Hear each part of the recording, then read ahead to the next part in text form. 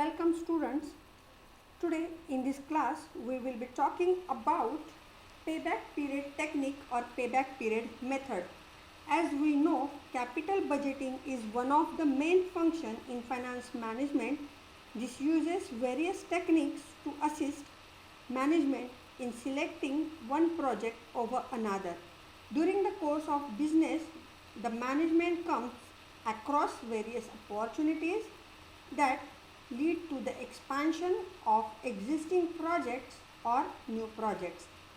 Ideally, management would not like to forgo any good opportunity, but due to capital restraint, it has to choose between projects. One of the techniques to implement capital budgeting is using the payback period technique or payback period method. Now, what is the purpose of payback period?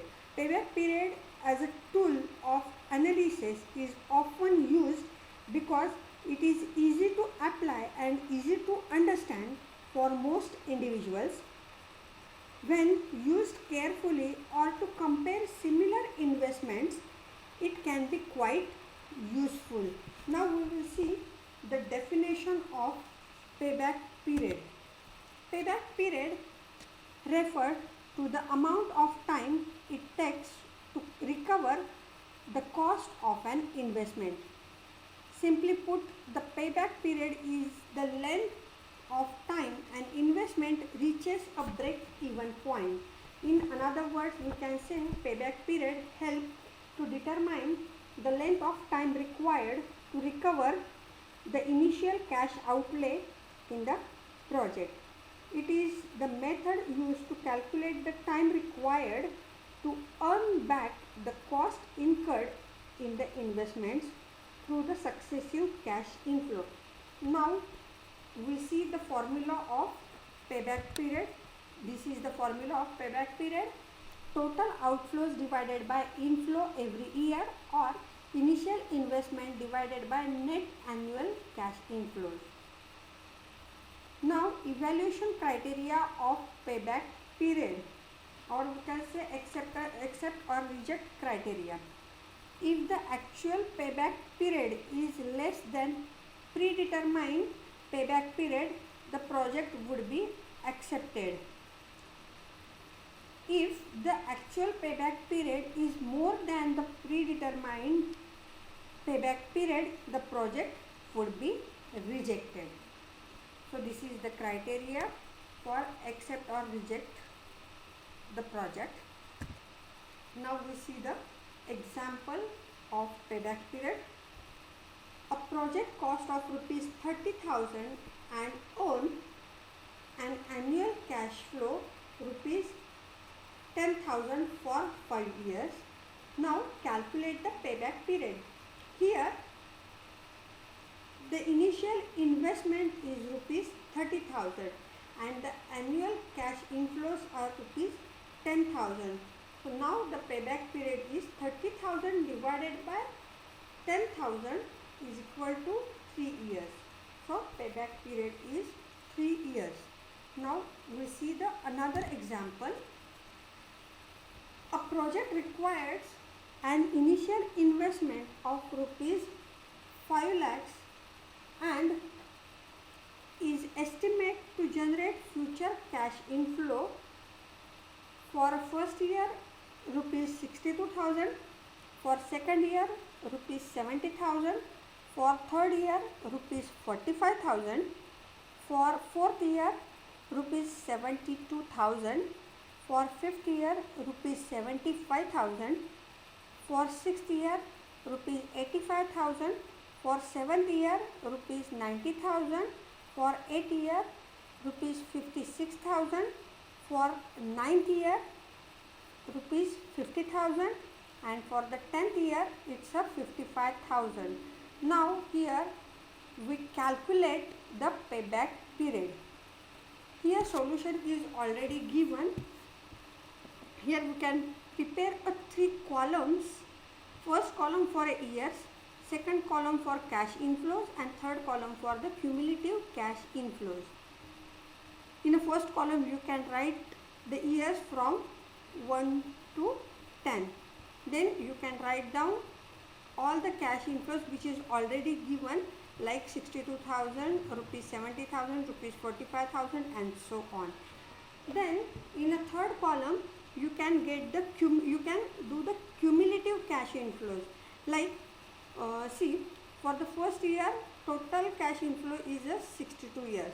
The cumulative cash inflow for first year only 62,000. Okay. For a second year cash inflows are 70,000. Now the cumulative cash inflows for second year is 62,000 plus 70,000, that is 1,32,000. For third year again cash inflow is 45,000 and cumulative cash inflow for third year is 132,000 plus 45,000, that is 1,77,000. Okay. Then for fourth year 72,000, that is the cash inflow, and the cumulative cash inflow is 177,000 and 72,000, that is 2,49,000, and so on. You can do the cumulative cash inflow at the end of the year 10. 10th year's cash inflow is 55,000 and the cumulative cash inflows till the 10th year, that is 6,60,000.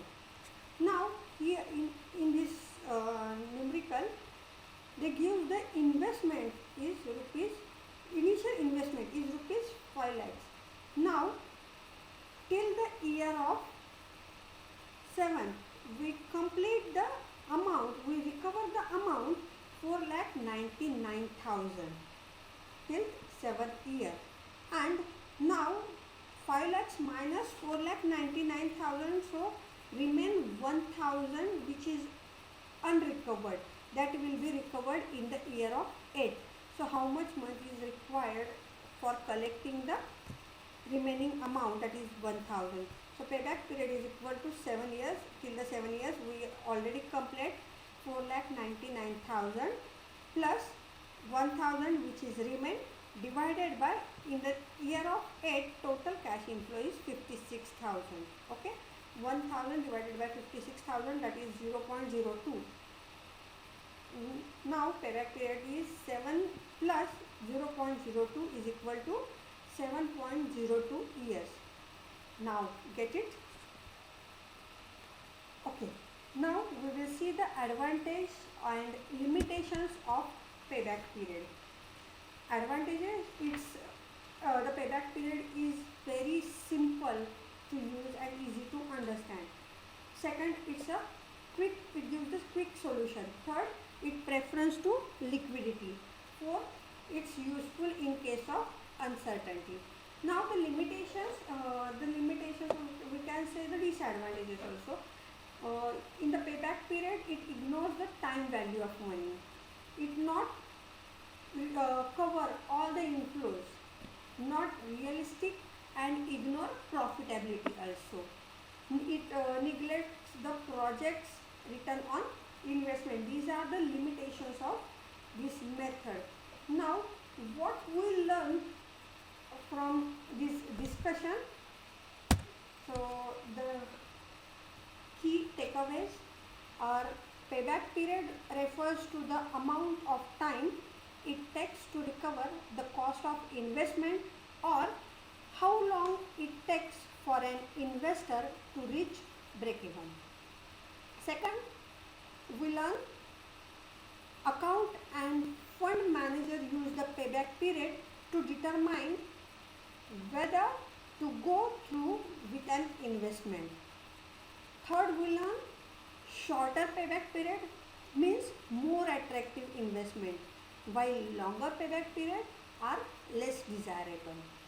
And fourth, the payback period is calculated by dividing the amount of an investment by an annual cash flow.